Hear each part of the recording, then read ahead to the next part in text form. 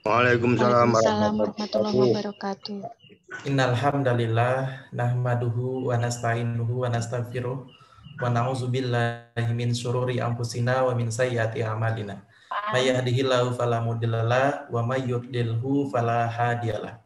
Asyhadu an la ilaha illallah wahdahu la syarikalah wa asyhadu anna Muhammadan abduhu wa rasuluh. Allahumma shalli wa sallim ala nabiyyina Muhammad wa ala alihi wa man tabi'ahum bi ihsanin ila yaumil qiyamah. Yang terhormat Ibu Nia Paramita Yusuf MSI MPSI Psikolog selaku narasumber pada malam hari ini, yang kami hormati Bapak dan Ibu Jamaah Pengajian Muhammadiyah Widzu yang dirahmati Allah. Alhamdulillah, pertama-tama marilah kita memanjatkan puja dan puji syukur kehadirat Allah Subhanahu wa taala karena atas limpahan berkat, rahmat, taufik serta hidayahnya lah sehingga pada malam hari yang berbahagia pada malam hari ini kita dapat bersama-sama berkumpul kembali ke dalam Zoom yang istimewa yang insya Allah mendapatkan limpahan barokah dari Allah Subhanahu wa taala karena kita sebentar lagi akan mengikuti pengajian sebagaimana biasanya. Salawat serta salam semoga senantiasa tercurahkan kepada uswatun hasanah kita baginda Nabi besar Muhammad sallallahu alaihi wasallam. Semoga kita semua, para sahabat, keluarga dan guru-guru kita mendapatkan syafaat dari beliau di yaumil qiyamah nanti. Amin amin ya rabbal alamin.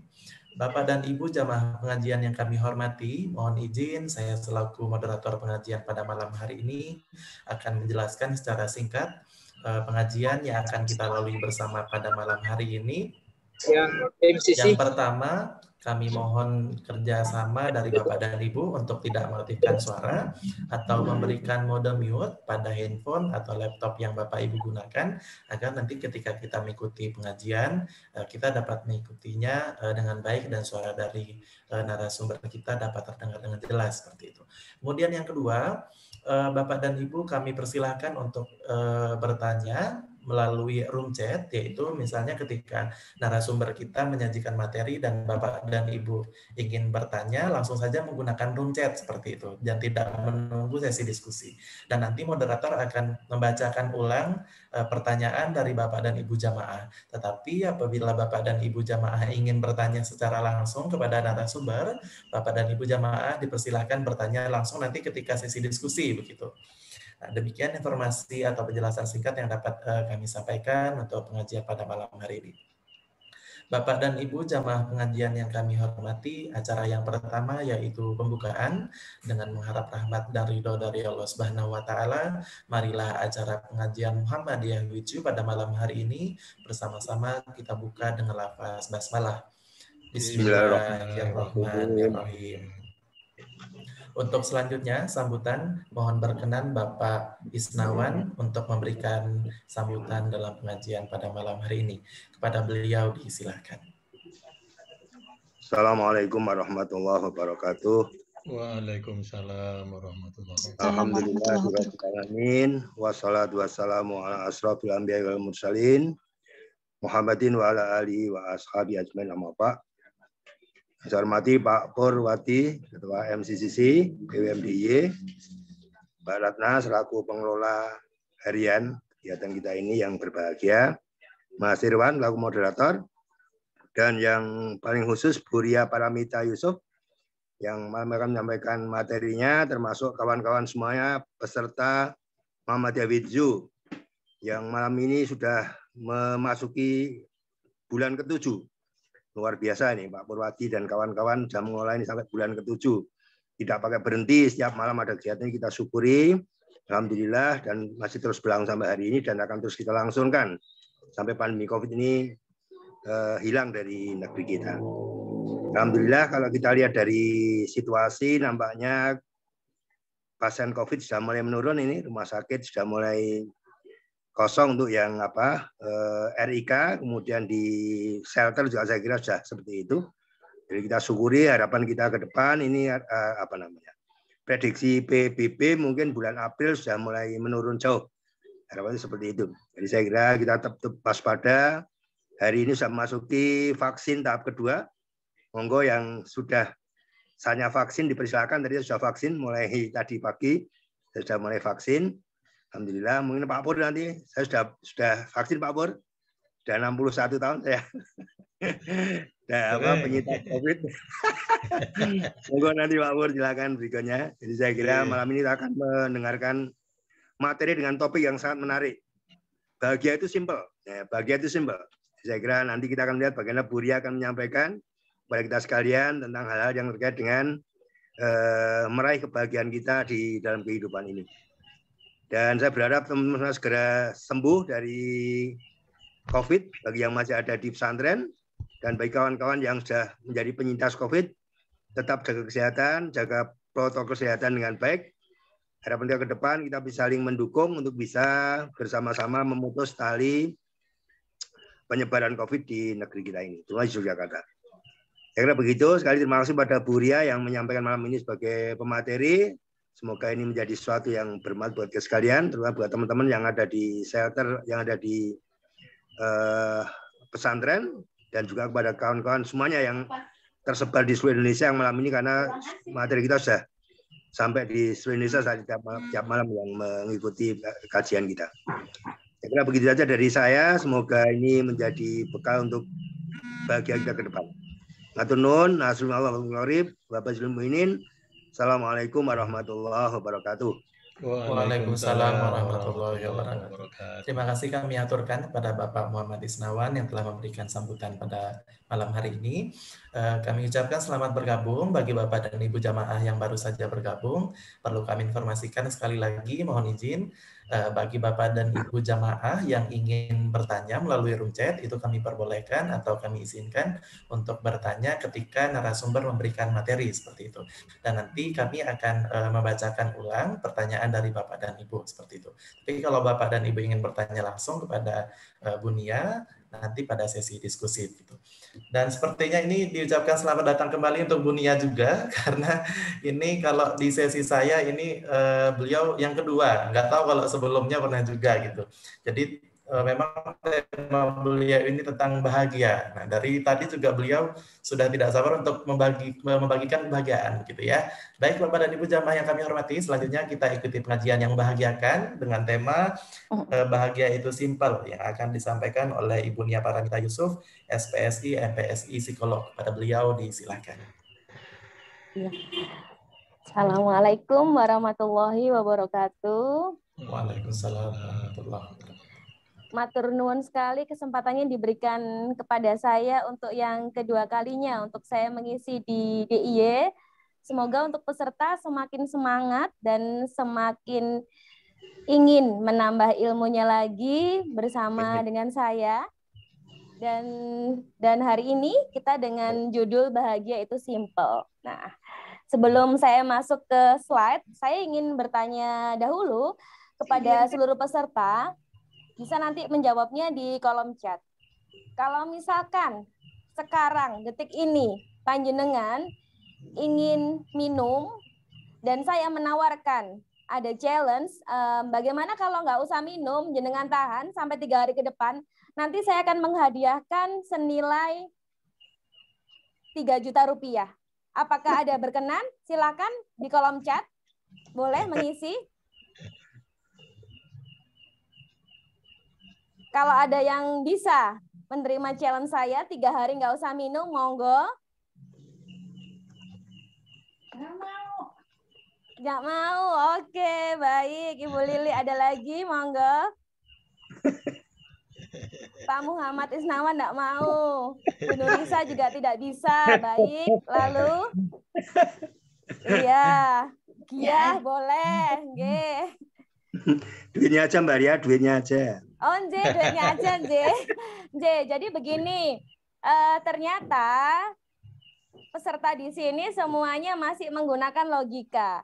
Dan bahagia itu adalah hal yang simpel sekali. Makanya kenapa saya analogikan, bagaimana kalau ada yang mau nahan, nggak usah ngunjuk, nggak usah minum selama 3 hari dengan cara saya ganti, nggak usah minumnya itu dengan cara saya beri uang 3 juta. Ternyata nggak ada yang mau. Dan bahagia itu simpel. Jadi di saat kita sekarang pengen minum, ya minum aja gitu. Berarti kebahagiaan kita bukan digantikan dengan uang. Nah, analoginya seperti itu. Itu pembukaan dari saya. Monggo, Mas, slide selanjutnya. Apa, Mbak? Yo. Mana? Yang Dulu mana, Mbak? Ini belum terbuka slide-nya, saya minta tolong slide-nya. Oh, ini belum kelihatan. Ini saya sudah itu. Nje, belum tampil. Ampun, Pak, ampun. Oh, Nah, Nje, slide selanjutnya, monggo. Nah, pernahkah merasakan perasaan tenang dalam hati, damai di pikiran, dan tentram saat berkumpul dengan teman ataupun guru? Jenengan bisa tertawa dan melakukan semua hal yang menyenangkan. Itu rasanya sangat seperti kita itu nemu harta yang terindah ya, di saat kita bisa merasakan kedamaian dalam hati, lalu merasakan tentram, dan bisa tertawa lepas. Itu kan ada beberapa, nanti akan saya jelaskan juga, hormon kita akan menjadikan keluar semua. Slide selanjutnya. Semua rasa positif itu kalau misalkan datang dan akan menutup rasa kegelisahan, rasa galau, rasa risau. Kalau yang sekarang tuh kan lagi ngetren tuh rasa baper, rasa mager itu juga akan ketutup apabila kita memiliki rasa positif. Next. Nah, ini karena saya kebetulan memang putra daerahnya Jogja, tapi karena saya lama di Malang, jadi saya melihatnya dari angka kebahagiaan di Jawa Timur, itu dari hasil survei pengukuran tingkat kebahagiaan sebesar 70,77, di angka 0 hingga 100, angka tersebut menunjukkan bahwa masyarakat Jawa Timur rata-rata bahagia gitu ya. Bagaimana dengan masyarakat yang ada di Jogja? Kebetulan tadi saya melihat ada yang masuk dari Kulon Progo. Ini adalah tanah kelahiran saya. Saya dulu lahirnya di Kulon Progo, di salah satu puskesmas di sana. Monggo, slide.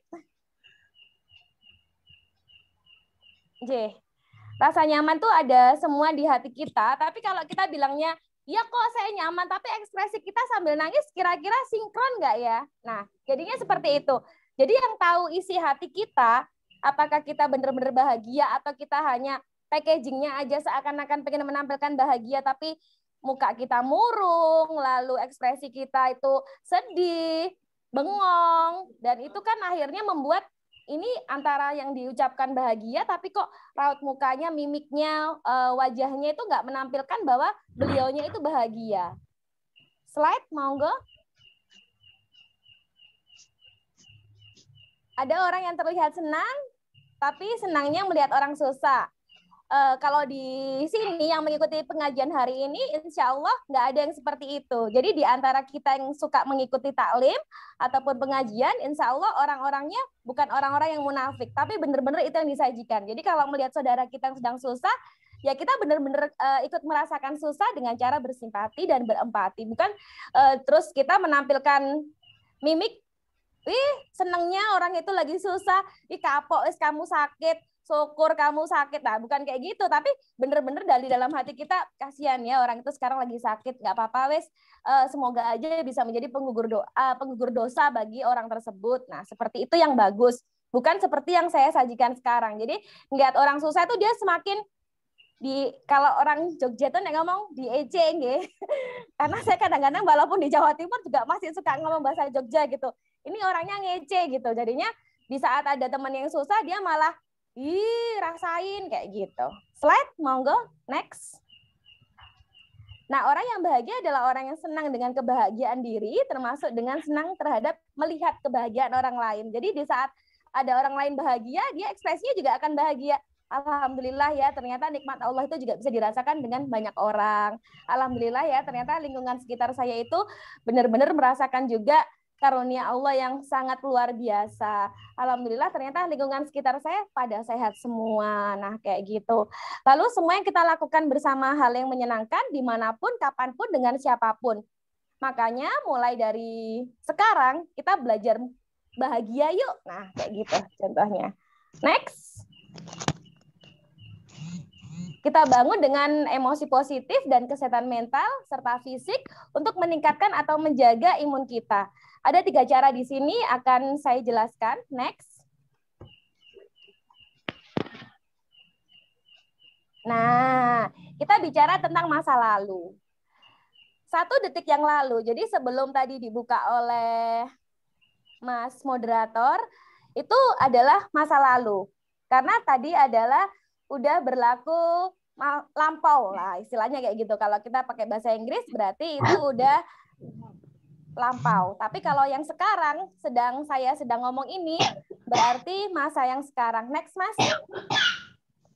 Nah, kalau yang masa sekarang berarti yang tadi, yang udah kejadian yang tadi. Berarti kalau misalkan sebelum tadi saya berbicara dan ada kejadian yang tidak menyenangkan, itu sebaiknya harusnya saya maafkan. Next. Kalau misalkan mau lebih enak lagi, kita bisa membuat catatan kecil gitu berupa agenda.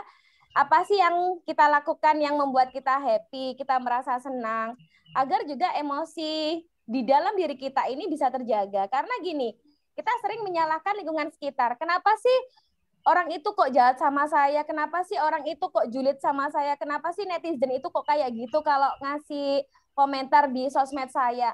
Kita selalu menyalahkan orang. Tapi seharusnya kita ini bertanggung jawab dengan diri kita sendiri. Kita nggak bisa nyuruh orang lain harus selalu baik sama kita. Orang lain harus support terus sama kita. Nggak bisa. Karena kita memiliki pola pikir yang berbeda dengan yang lainnya. Dan kita nggak mungkin bisa mengendalikan kepalanya orang banyak ini sama dengan apa yang kita pikirkan. Next. Ini kalau yang kita bicara masa sekarang. Nah, masa sekarang ini ya sekarang ini apa yang terjadi dengan yang terjadi sekarang gitu. Jadi kalau yang udah lama kita kan biasanya kan bilangnya kan past gitu. Kalau masa sekarang kita present dan kalau yang masa depan kita bilangnya future gitu. Jadi kalau yang masa sekarang ya udah, kalau kita sekarang sedang duduk di sini bersama mengikuti kajian, berarti kita fokus aja. Dan langsung semua pikiran kita kosongkan untuk mengisi gelas untuk yang sekarang. Perkara tadi, mohon maaf yang ibu-ibunya masih masak, nah bisa dimatikan dulu. Karena kalau sedang mengikuti acara seperti ini terus kepikiran, tadi wajanku udah tak matiin belum ya? Tadi aku masak air udah mati belum ya? Itu akhirnya kita nggak fokus. Jadi badan kita di sini, tapi pikiran kita kemana-mana. Mikirin dapur tadi gimana, mikirin tadi anak saya kira-kira udah sholat isya apa belum, mikirin lagi tadi suami saya kira-kira udah ngunci pagar belum, kayak gitu. Jadi sebaiknya kalau memang kita mau mengikuti suatu acara atau apapun kegiatan itu harusnya kita fokus. Jadi antara badan sama pikiran kita bener-bener real ada di tempat itu. Jadi bukannya terus kita di sini tapi kepikiran besok sekolahan mau saya apakan. Nah itu berarti kita belum fokus. Kita berarti belum mikirkan dengan masa sekarang. Next. Hormon apa aja sih yang berpengaruh dengan kebahagiaan kita? Itu ada beberapa hormon yang andil. Next. Di sini ada hormon kebahagiaan. Yang pertama yaitu adanya dopamin. Dopamin itu apa sih? Hormon kesenangan yang dikeluarkan ketika kita berusaha menggapai tujuan hidup. Nah, contohnya begini. Misalnya kita mempunyai target nih. Saya harusnya di usia 35 tahun, saya harusnya targetnya adalah misal mempunyai anak 2. Ternyata goal settingnya itu tercapai, otomatis kita akan merasakan adanya kepuasan hidup. Lalu apabila kita lagi ada stresor dari luar gitu masuk, tapi kan usia di luaran sana umur 35 ada yang udah anaknya 3, itu bisa kita hempas. Nah, enggak kok, dulu karena target saya kan memang anak 2, jadi perkara ada anak 3 nggak masalah, berarti Allah masih memberikan saya karunia berupa anak 2. Jadi kita nggak usah terlalu banyak menuntut, otomatis kalau kita nggak terlalu banyak menuntut dengan apa yang sudah diberikan Allah kepada kita, hormon dopamin itu akan terus nambah kayak gitu. Next. Selanjutnya yang kedua ada serotonin, yaitu akan mengalir kepada kita adalah rasa kepuasan, rasa berprestasi, dan kita merasa penting. Jika ada kekurangan hormon dalam tubuh kita, maka kita akan cenderung merasa kesepian, suram, dan tidak bahagia.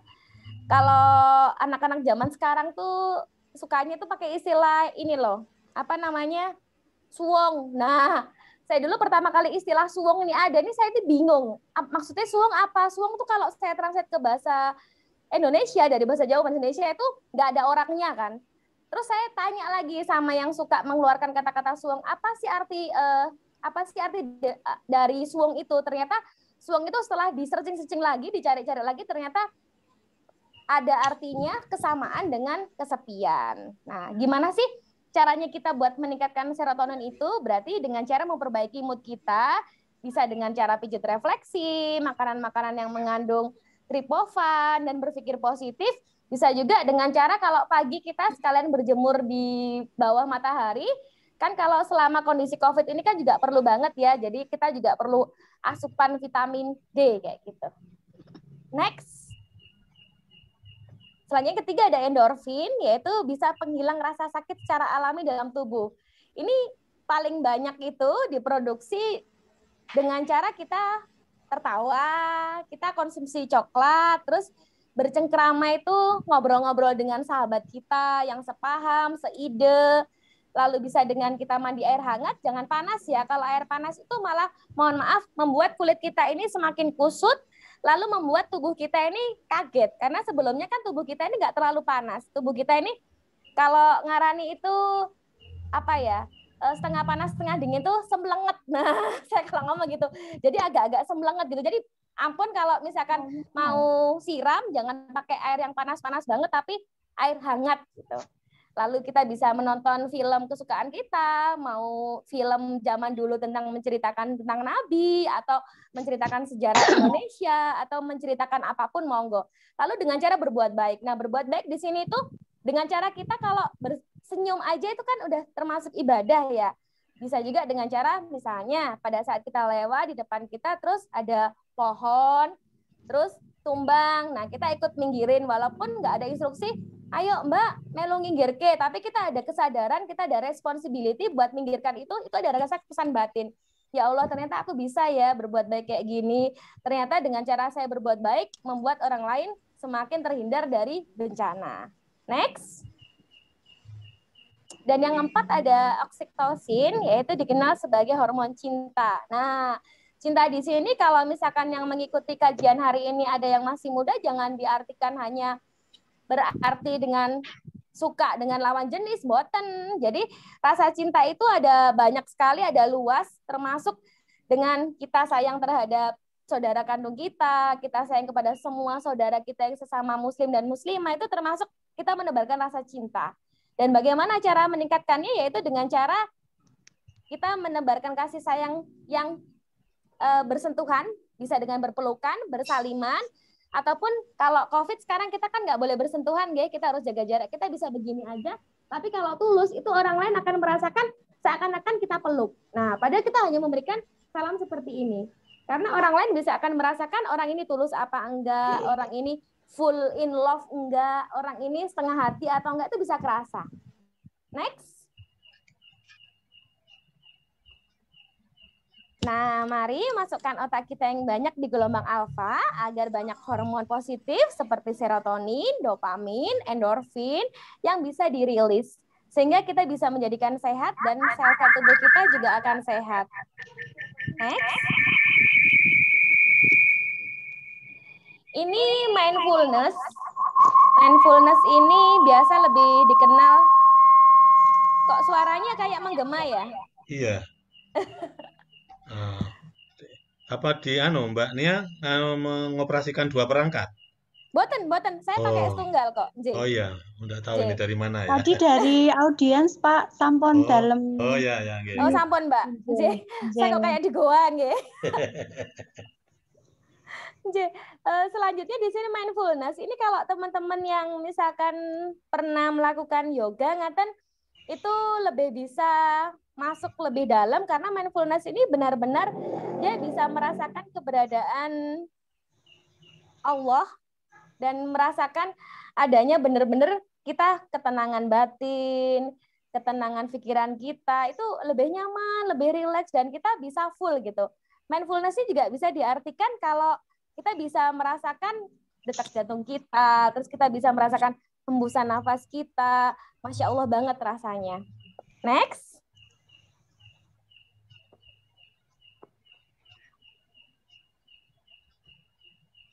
Tetaplah kita menjadi bahagia dengan cara yang pertama, jangan khawatir, karena biasanya rasa khawatir itu membuat aktivitas dan pikiran kita jadi nggak produktif.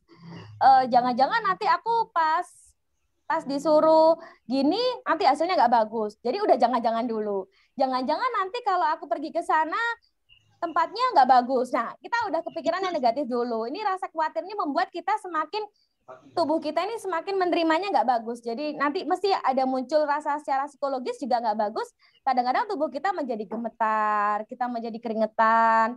Lalu yang tadinya kita ngomongnya nggak terlalu cepat, itu kita bisa ritmenya ngomong bisa jadi cepat-cepat karena kita terlalu banyak kekhawatiran. Lalu yang kedua, jangan membiarkan ketakutan-ketakutan yang tidak beralasan menguasai hidup kita.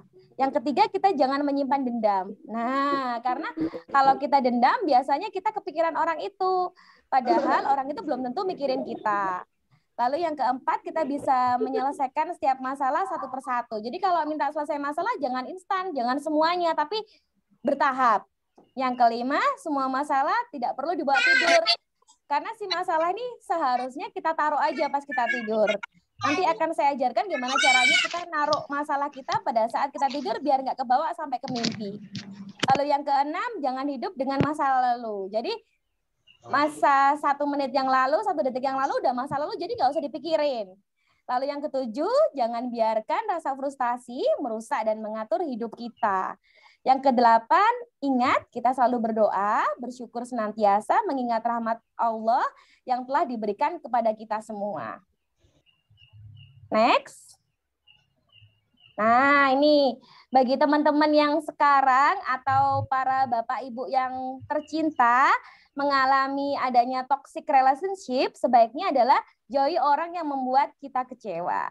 Lalu kita menjauh dari pertengkaran yang tidak memiliki solusi. Berhenti berusaha menyenangkan orang yang tidak pernah menghargaimu. Dan yang terakhir, semakin Anda menjauhi hal yang meracuni jiwamu, maka Anda akan lebih sehat. Sehat secara fisik maupun secara psikologis. Begitu, Mas Moderator.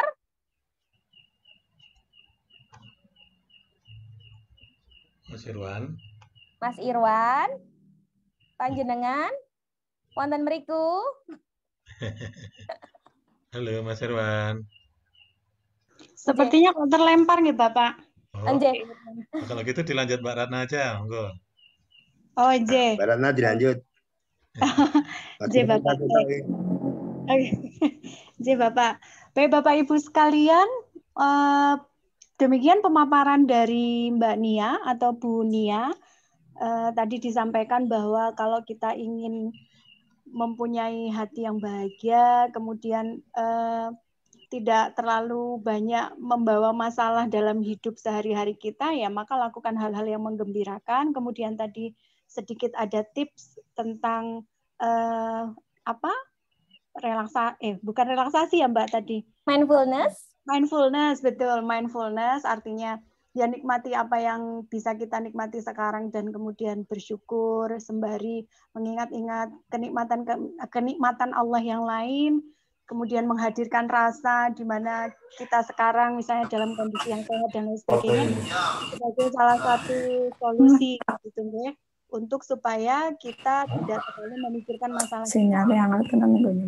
Bapak Ibu sekalian, monggo untuk yang ingin mengajukan pertanyaan. Ini sepertinya ada Pak Herusut, Mbak Ratna. Oh, Inje. Baik, monggo Pak Heru jika ingin bertanya karena ada mengangkat tangan ya. Monggo Pak Heru, waktu dan tempat disilakan. Nggih, matur nuwun. Assalamualaikum warahmatullahi wabarakatuh. Waalaikumsalam warahmatullahi wabarakatuh. Nggih, Bapak Ibu mohon izin, Pak Pur mohon izin saya bertanya, Pak Pur. Nggih, monggo. Nggih. Ibu, jadi saya tadi tertarik sekali pada ending slide-nya. Tentang angin? Iya, satu. Soalnya jadi ingat. Jadi yang pernah jadi status beberapa teman di WhatsApp-nya itu seperti itu. Iya. Begini Bu, jadi ketika saya berbicara, mohon maaf, ketika saya berbicara dengan beberapa teman itu kadang-kadang orang itu melakukan ngejudge seseorang itu, oh dia itu loh termasuk eksklusif. Seperti itu ya. Kadangkala apa ya, pengkategorian eksklusif terhadap seseorang menurut saya kok membuat seseorang jadi tidak nyaman gitu loh. Ini karena saya berpikir secara pribadi orang membatasi ketika dia berinteraksi dengan orang lain itu kan pasti ada alasannya. Mungkin apakah dia itu tidak mau terlibat jauh dengan masalah, karena kan logikanya kan semakin banyak berinteraksi dengan orang lain kan akan banyak konflik yang muncul kan begitu Ibu ya. Laras. Ya mohon sarannya Ibu, bagaimana menyikapi ketika seseorang itu ngejudge diri kita atau orang atau teman kita itu sebagai sosok yang eksklusif. Padahal jelas-jelas saya berpikir yang dilakukan itu adalah untuk membentengi diri supaya tidak terlibat pada konflik baru gitu. Ini. Apalagi dalam kondisi-kondisi seperti pandemi seperti ini kan sering kan orang itu kadang kerja selesai pulang gitu. Ini jadi membatasi diri. Operator soalnya di samping ya. Jadi begitu Ibu, mohon advice-nya aja. Karena saya lihat kok ini kan seringkali dirasakan oleh beberapa teman gitu loh. Matur nuwun. Matur nuwun Pak Pur, terima kasih. Assalamualaikum warahmatullahi wabarakatuh. Waalaikumsalam warahmatullahi wabarakatuh. Monggo Mbak Nia untuk langsung dijawab dulu. Matur nuwun sangat Pak Heru, pertanyaannya Masya Allah sekali. Ini memang banyak sekali kita alami beberapa labeling yang membuat telinga kita menjadi panas, hati kita menjadi was-was gitu, karena labeling itu membuat kita menjadi merasa nggak nyaman dengan labeling eksklusif ya. Kayak mau beli martabak aja ya, apa namanya, pakai telur pakai telur atau telurnya diganti telur bebek ngaten nggih. Jadi gini, untuk labeling yang mau dikeluarkan oleh orang, kita nggak bisa mengendalikan pikiran dan apa yang mau orang katakan kepada kita. Betul, ya. Jadi kita tetaplah berjalan apa yang kita yakini. Apabila kita meyakini ini adalah bagus bagi kita untuk membentengi kita dari banyaknya percekcok dengan lingkungan yang lain, dengan banyaknya nanti kita daripada kita crash dengan yang lain, kita nggak mau nambah musuh. Yeah. Karena kita tahu kapasitas kita sampai mana. Kalau kita tahu kapasitas, kayaknya saya nggak bisa masuk ke zona sana. Karena saya rasa saya belum bisa untuk menjadikan saya menjadi kayak mereka, jadinya saya nggak mau. Itu nggak apa-apa. Perkara orang lain mau ngomong apa, itu biarkan. Jadi istilahnya kayak biarkan anjing menggonggong, kafilah berlalu. Nah, kayak gitu. Karena kalau kita nurutin omongannya kata netizen, itu akhirnya kepala kita ini jadinya bingung. Nanti terjadi berat di kepalanya panjenengan, akhirnya jenengan malah mikirin orang itu. Jadi kayak gini, nanti Pak Heru ini pas sare itu malah mikirin, ya Allah aku kok dikatain aku ini eksklusif. Terus mikir lagi, kemarin yang ngomong adalah si A. Akhirnya kita keinget-inget wajahnya si A. Akhirnya kita keinget-inget kemarin si A itu ngomong tuh sambil menggebu-gebu begini kayak dia orasi gitu. Nah, itu tambah keinget. Padahal panjenengan Pak Heru mikirin orang tersebut di sana nggak mikirin Pak Heru. Lah kan ngenes tambahan. Betul. Nah, jadi kita istilahnya let the flow aja, ngalir aja. Apapun yang terjadi kan yang tahu hanyalah Allah Subhanahu wa taala. Jadi beliaulah yang tahu. Kalau Pak Heru masih berharap kok saya nggak bisa menyenangkan orang lain yang di sana, nggak masalah. Karena kita sama Allah itu disuruh hidup bukan disuruh menyenangkan banyak orang, tapi bermanfaat bagi orang banyak. Nah, itu. Betul. Jadi kita ubah diksi kalimat kita agar kita sendiri nggak merasa teracuni oleh kata-kata orang lain dan kita jadinya lebih legowo dan nggak merasa sakit hati. Karena orang 100 yang bergaul sama panjenengan nggih Pak Heru, itu belum tentu semua orang 100 itu support sama panjenengan. Ada yang kayak adik saya tampilkan di slide, ada yang beberapa itu pura-pura. Iya. Nah, kayak gitu, J. Ngaten. Nggih, nyuwun ngapunten tadi saya tuh terlambat join. Oh, J, mboten napa-napa. Masuk udah mau ending slide tadi. Oh, terus kemudian lihat slide. Oh iya gitu. Akhirnya ingat itu. Ngaten, J. Nggih. Terima kasih sekali ya. Ini satu masukan ya, paling tidak. Nah, ternyata untuk mencari ridho orang itu sesuatu yang jelas tidak mungkin. Laras. Karena kita kan sebaiknya kan berpegangan dan selalu berpedoman itu kan sama Allah. Nggak usah kita itu berpatokan dengan manusia ataupun benda. Nah. Betul. Nggih, Bunia. Wis, terima kasih sekali. Matur nuwun. Assalamualaikum. Waalaikumsalam warahmatullahi. Monggo lanjut, Mbak Ratna. Nia, terima kasih banyak tadi jawabannya, juga pertanyaannya dari Pak Heru. Jadi intinya adalah tidak perlu membuat semua orang itu suka ke kita ya, Mbak Nia ya. Bagaimana kita bisa bermanfaat bagi banyak orang, begitu ya. Karena kalau suka itu kan artinya sangat subjektif ya. Tapi kalau manfaat itu sudah pasti, insya Allah begitu ya Mbak Nia ya. Baik, kuat yang bagus sekali Mbak Nia. Ini ada pertanyaan lagi, tetapi beliau menyampaikan bahwa karena sedang ada aktivitas sehingga tidak bisa nulis di kolom chat ini dan WA ke saya Mbak. Pripun Mbak? Pertanyaan dari Pak Ngatijo, beliau menyampaikan mohon bertanya. Dan bahagia itu sederhana. Artinya untuk membuat kita bahagia itu sangat mudah. Nah, apakah faktor yang membuat kita mudah bahagia itu condong faktor internal atau eksternal? Dan kalau kita bersedih, apakah harus segera dihindari? Terima kasih atas jawabannya. Demikian Mbak Nia, pertanyaan dari Pak Ngatijo. Baik, Marten nuwun sekali Pak Ngatijo udah menyempatkan untuk wapri langsung kepada Mbak Ratna. Pertanyaannya ini amazing dan ini sepertinya juga banyak sekali terjadi di masyarakat kita. Jadi kayak ada suara masuk ngik gitu ya Mbak. Mungkin dari audiens yang baru masuk Mbak. Lah ya Mbak ngik gitu. Ije. Mau nggak dilanjut Mbak Nia? Jadi begini Mbak Ratna, pada dasarnya kita ini kan kalau misalkan saya balik lagi ke tempat sampah tadi Mbak ya, karena ini sepertinya ada nanya ke tempat sampah gitu ya. Bagaimana cara kita untuk membuang rasa nggak nyaman kita, rasa sedih kita dan menggantikan menjadi rasa bahagia gitu. Jadi gini, seseorang itu kan mau jadi bahagia, mau jadi orang yang sukanya sedih, itu semua pilihan. Karena hidup itu adalah pilihan kita. Nah, siapa sih seharusnya pengatur emosi terbaik? Ya kita sendiri. Walaupun saya sebagai tenaga profesional dan sama seperti Mbak Ratna sebagai psikolog, kita ini adalah supporting dari luar. Dan klien atau orang yang datang ke kita itu hanyalah kepada kita ini hanya butuh penguatan. Karena pada dasarnya panjenengan semua tuh tahu solusi apa yang mau dilakukan. Cuman nggak tertata rapi. Jadi mencar-mencar gitu. Jadi kalau ada orang yang bilang nggak bisa karena lingkungan saya itu nggak sehat. Nah, selalu dia menyalahkan lingkungan nggak sehat. Lingkungan nggak sehat. Sekarang saya balik nanya, apakah panjenengan merasa sehat? Nah, itu pertanyaannya.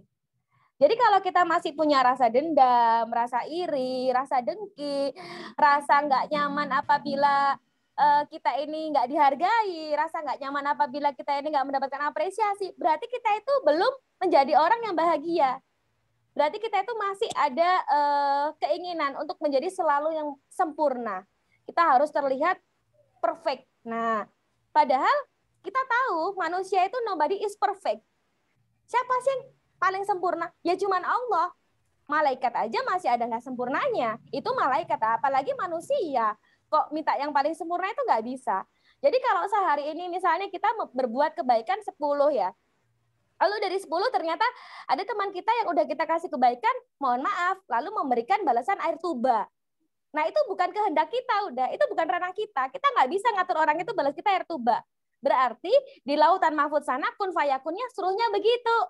Dari 10 kamu menyebar kebaikan, 2 ke kamu pengaruhnya ngasihnya impact-nya nggak bagus. Jadi nggak balance dengan apa yang kamu berikan. Nah seperti itu.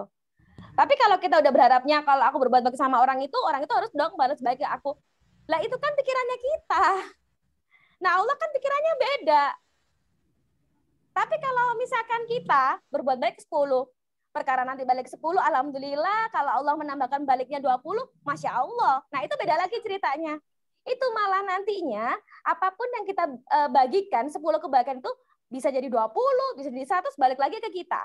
Tapi kalau kita berharapnya dari 10, aku harap sih semuanya baliknya ke saya harusnya baik-baik juga, yang membuat saya senang juga. Nggak bisa. Karena kita nggak bisa mengatur mood orang lain, kita nggak bisa mengatur emosi orang lain, kita nggak bisa mengatur pikiran orang lain. Kecuali orang lain itu jadi robot, kita bisa ngambil baterainya dia. Wes, gak usah kakek ngomong, gak usah kebanyakan tanya. Kamu tak ambil aja baterainya biar kamu ngasih balasan ke aku. Waduh, kamu tuh bagus ya. Waduh, kamu tuh baik ya. Nah, terus kapan kita mau introspeksi diri kalau semua orang balasnya ke kita baik-baik aja? Berarti kita belum dewasa. Nah, gitu Mbak Ratna. Oke, baik Mbak Nia. Terima kasih untuk jawabannya. Ini sepertinya ada yang raisen lagi. Ada Bu Ibu Nurisah dari Bengkulu. Monggo Bu Nurisah, waktu dan tempat disilakan.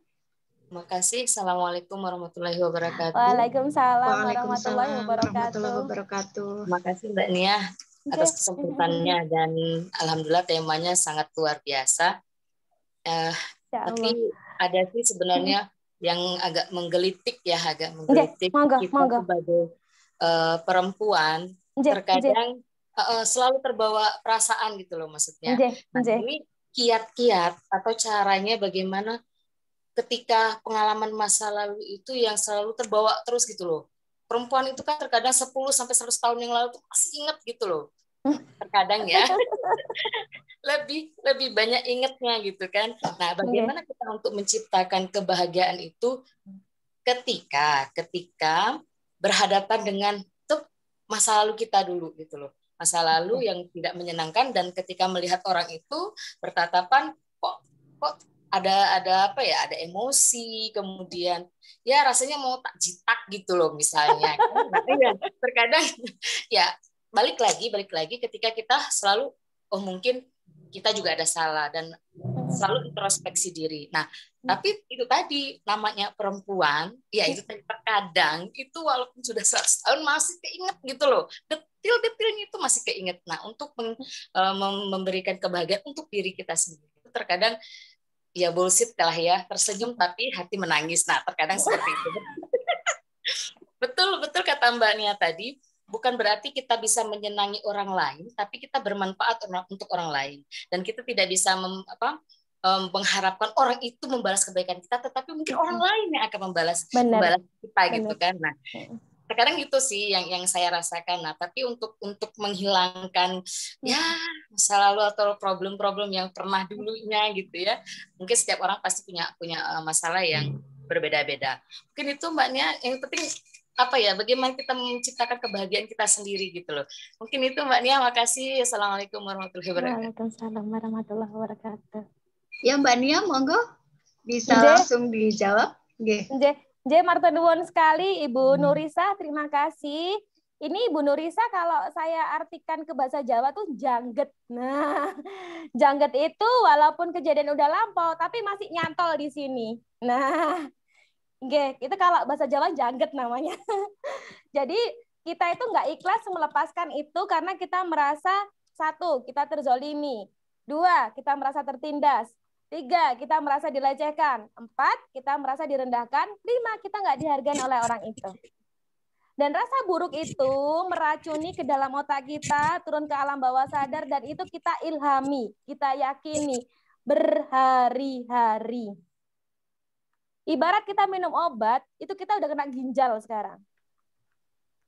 Karena terlalu banyak endapan yang jenengan endap di dalam hatinya panjenengan. Itu masih dengan 1 orang. Nah, kalau panjenengan tipenya perempuan banget, kan perempuan itu ditakdirkan sama Allah, itu kan selalu menggunakan feeling. Kalau laki-laki menggunakan logika. Itu udah kodratnya kita, fitrahnya kita sebagai seorang perempuan. Perkara kita sekarang menjalani menjadi ibu rumah tangga, berarti juga qadarullah. Allah menciptakan kita menjadi ibu rumah tangga, plus menjadi wanita karir, plus kok ya punya anak. Masya Allah, berarti kita multi talent. Nah, itu kita syukurin dulu. Jadi dari Bu Nurisa itu mensyukuri dulu nikmat Allah, bahwa menjadikan panjenengan sekarang menjadi orang yang bermanfaat. Dengan dibutuhkan anak, dengan sekarang dibutuhkan oleh suami, dibutuhkan juga kalau pagi, mama makanannya mana, gitu. Jadi suara-suara kayak gitu tuh harusnya kita, senengnya ya Allah tiap pagi tuh saya tuh dibutuhkan loh sama anak saya, suami saya juga nyari saya, mana bajunya, kayak gitu kan ya. Berarti hidup kita ini masih bermanfaat bagi orang lain. Beda lagi kalau misalkan posisi kita itu bener-bener gak ada yang butuh sama kita. Coba bisa kita bayangkan kita tinggal di hutan, dan kita di sana gak ada yang manggil-manggil kita masih kangen dengan nuansa itu. Nah, Jadi kalau misalkan kita belum bisa melupakan masa lalu, berarti kita ini orangnya adalah tipenya suka mengingat-ingat kejadian yang lalu, adalah pendendam. Padahal kita tahu di Quran tuh berkali-kali dijelaskan jangan dendam, jangan dendam, jangan dendam, karena itu merusak hatimu. Selagi kita masih dendam, itu misalkan panjenengan dulu keinget satu, pernah baik sama orang, ternyata orangnya nggak berbuat baik. Dulu panjenengan pernah, misalkan nih saya analogikan aja, minjemin orang itu 10 juta. Di saat jenengan butuh duit banget, Mbak, bawa uang saya dikembalikan. Orangnya nggak mau balas WA-nya jenengan, nggak mau nelpon konfirmasi ngembaliin duit, itu jenengan rasanya sakit hati. Ya Allah, orang ini kok nggak tahu hati ya, tak kasih baik-baik, tak pinjemin uang, malah aku tuh nggak direspon sama sekali, aku butuh uangnya juga nggak balik, kok seakan-akan saya jadinya utang. Nah, karena dalam dari diri kita udah berharap ke orang itu. Kita bukan berharap kepada Allah. Sebetulnya doa kita balik. Ya Allah, ya Rabb, apabila engkau ridho, engkau akan membalaskan apa yang saya WA-kan ke orang itu, dan saya memohon ridhomu, ya Allah, kembalikan uang saya. Karena itu memang hak saya. Insya Allah beda ceritanya. Dibandingkan kita berdoa gini, hai orang jahat, kamu ini nggak mau balas WA saya, gimana sih kamu ini? Udah saya utangin 10 juta, duitnya nggak dikembalikan. Itu beda cerita. Berarti kita memohonnya sama dengan doanya ke orang ini, bukan ke Allah. Padahal yang bikin orang itu hidup, jahat ke kita, itu juga Allah. Tak ada daun yang jatuh tanpa seizin Allah. Kecuali daunnya jenengan songgrok-songgrok gini, itu jatuh. Walaupun warnanya udah kuning, warnanya udah coklat, udah layu. Kalau Allah nggak suruh dia turun, daunnya nggak akan turun. Gitu, Bu Nurisa. Ya. Tersun. J, sami-sami Bu Nurisa. Baik Bu Nurisa, apakah masih ada diskusi terkait pertanyaan tadi, Ibu? Cukup. Yang jelas sebagai pembelajaran sebenarnya sih bukan sedikit pendendam sih, enggak gitu. Terkadang itu tadi ya, namanya perempuan, kalau namanya manusia juga kadang kan hilap kan gitu. Jadi dengan adanya solusi kemudian pembelajaran seperti ini, kita bisa mudah-mudahan menjadi lebih baik. Iya. Terus sangat Mbak Nia. Sami-sami. Alhamdulillah kalau Bu Nurisa sudah tadi apa yang menjadi ganjelan dari pertanyaan sudah terjawab. Alhamdulillah, nggih. Baik Bapak Ibu sekalian, monggo kalau masih ada pertanyaan. Pak Heru sudah, Bu Nurisa sudah. Sebentar saya periksa kolom chat, siapa tahu ada pertanyaan masih. Ini Mas Irwan udah balik, Mbak. Oh, baik. De Irwan, silakan untuk disambung. Saya tadi karena kayaknya agak terkendala sinyal ya tadi ya. Iya, jadi, tadi harus keluar bentar untuk mendapatkan sinyal. Oke, baik. Sekarang silakan De Irwan untuk sambung. Baik, terima kasih Mbak Lida yang sudah membantu tadi menjadi moderator dadakan yang keren gitu ya. Baik Bapak dan Ibu, kita lanjutkan untuk sesi diskusi karena waktunya masih cukup untuk disambungkan untuk diskusi. Monggo Bapak dan Ibu yang ingin melanjutkan diskusi. Kalau belum ada, saya mau mengajarkan bagaimana cara kita buang sampah ya Mas ya. Oh boleh Bu Nia.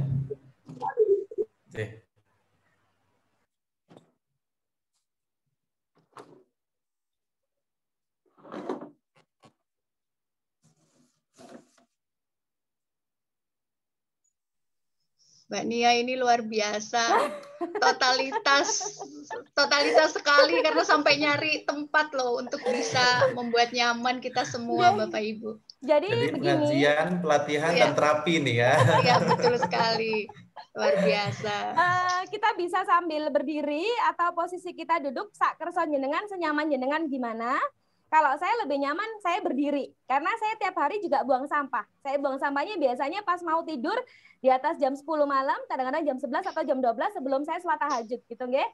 Jadi gini, kita bisa megang ujung rambut kita, karena kita berhijab, kita bisa megang atas kepala kita. Kita katakan kepada tubuh kita, hai seluruh masalah, mulai dari ujung kepala saya, ujung rambut saya, hingga ke kaki, ini tangannya ikut jalan gini, sampai ke kaki, sampai ke kaki, turun ke kaki, kamu udah saya taruh di tangan saya. Dan sekarang kamu akan saya buang ke sampah. Kamu nggak usah ikut saya tidur, karena saya tidurnya nggak mau bawa sampah. Hai rasa marah, hai rasa kesal, hai rasa jengkel, hai rasa terzolimi, hai rasa seluruh rasa nggak nyaman dalam tubuh saya, semuanya kamu nggak usah ikut saya tidur. Dan kamu udah saya buang ke sampah. Karena besok pagi saya ingin beraktivitas lagi, saya lebih banyak khusyuk untuk beribadah kepada Allah. Tujuan saya hidup adalah bermanfaat bagi orang banyak, bukan untuk mengurusin masalah. Nah, kayak gitu. Itu kita lakukan tiap hari pas kita mau tidur. Jadi biar kita nanti malam tuh nggak usah mimpi orang yang pernah nyakitin kita. Kita nggak usah mimpi orang yang pernah menzalimi kita. Kita nggak usah mimpiin orang yang pernah membuli kita. Tapi kita mimpi indah, yaitu kita bertemu suami kita bertemu dengan siapa orang yang kita ngefans. Misalkan panjenengan ngefans dengan artis, boleh kok. Saya nggak pernah menutup kemungkinan kalau beberapa kita ada yang ngefans, termasuk saya. Saya ini adalah pecinta Maher Zain. Sampai anak saya kasih nama Maher. Nah, kayak gitu. Contohnya kayak gitu. Jadi kebahagiaan seseorang itu nggak akan sama. Karena kita sendiri punya prinsip beda-beda. Bagi saya adalah orang yang sempurna adalah orang yang hafidz Quran, orang yang sayang terhadap keluarga. Seperti itu. Ada lagi versi orang mengartikan beda lagi nih. Seorang yang bisa dikagumi adalah seorang yang gini, terserah. Karena kita punya prinsip beda. Kenapa kita berbeda-beda? Karena satu, pola asuh kita berbeda. Kita nggak ada yang sama pola asuhnya. Dari kecil hingga sekarang pola asuh kita berbeda. Dua, apa yang kita alami, pengalaman hidup kita nggak ada yang sama. Kita berbeda-beda. Lalu yang ketiga, seluruh ilmu yang kita dapatkan nggak ada yang sama. Saya alumni dari UMM, Mbak Ratna dari UAD, ada lagi dari mana, kan nggak akan sama. Makanya kenapa kita bisa beda-beda. Jadi nggak usah memaksakan orang lain harus sama dengan kita. Dan kalau kita buang sampah tiap hari kayak gini, itu rasanya tuh plong gitu. Di hati tuh nggak ada yang ganjel. Nah, seperti Bu Nurisah tadi, Mas Irwan, itu kan kadang beliau masih nggak mengakui. Itu namanya kalau di kita masih denial. Dia nggak mengakui kalau dia dendam nih. Sebenarnya dendam. Cuman karena nggak pengen dikatakan orang lain buruk, dia nggak dendam. Tapi caranya ngomong beda nih. Itu kerasa kalau di kita, para psikolog tuh ngerasa ini masih denial. Jadi kalau sekarang kita lagi marah, kita akuin, oke, aku marah nih. Oke, aku tadi merasa nggak nyaman nih. Oke, aku tadi merasa aku kok dilecehkan nih. Oke, tadi aku nggak dapat apresiasi. Nggak masalah. Seluruh rasa itu boleh kok ada di dalam tubuh kita. Kita nggak pernah ngelarang. Jadi mau ada klien marah sama saya juga boleh, mau dia ketawa juga boleh. Itu saya biarkan. Karena di Indonesia terutama itu, apalagi laki-laki, itu nggak boleh nangis. Nah, padahal kalau laki-laki datang ke psikolog itu mesti nangis deleweran. Bahkan nangis bombay gitu, sampai cek-gugugan gitu. Jadi nggak masalah gitu. Jadi kalau misalkan kita sekarang punya emosi negatif, rasa marah, boleh. Rasa nggak nyaman? Boleh. Aku tuh mangkel? Boleh. Aku tuh jengkel? Boleh. Tapi kita tahu diri tuh. Berapa menit ada dalam tubuh kita? Jangan lama-lama dong. Hai marah, ilango. Aku nggak mau lo bobo mbek kamu. Aku tak bobo mbek suamiku ae. Nah, kayak gitu contohnya. Hai rasa marah, hilango. Aku lo mau tidur mbek anakku. Aku nggak mau tidur mbek kamu. Nah, kayak gitu contohnya. Gitu, Mas Irwan. Baik, terima kasih Bu Dia. Ini ya. Saya jadi moderator, jadi jamaah juga nih, jadi pengen nanya nih sebetulnya. Jadi kalau ini kan tadi Bu Dia memberikan penjelasan. Oh ya, Bu Ima, monggo Bu Ima dulu saja. Boleh Ibu diaktifkan dulu suaranya. Ya, monggo. Ya, Assalamualaikum warahmatullahi wabarakatuh. Waalaikumsalam warahmatullahi wabarakatuh. Ibu Nia, saya mau nanya. Ini ada ya seseorang yang mempunyai kenangan tidak baik ya dari pengalaman kerjanya di tempat kerja dia, ada pimpinannya mungkin atau teman-temannya yang membuat dia tersinggung. Nah itu anak tersebut atau orang tersebut menyimpannya menjadi sebuah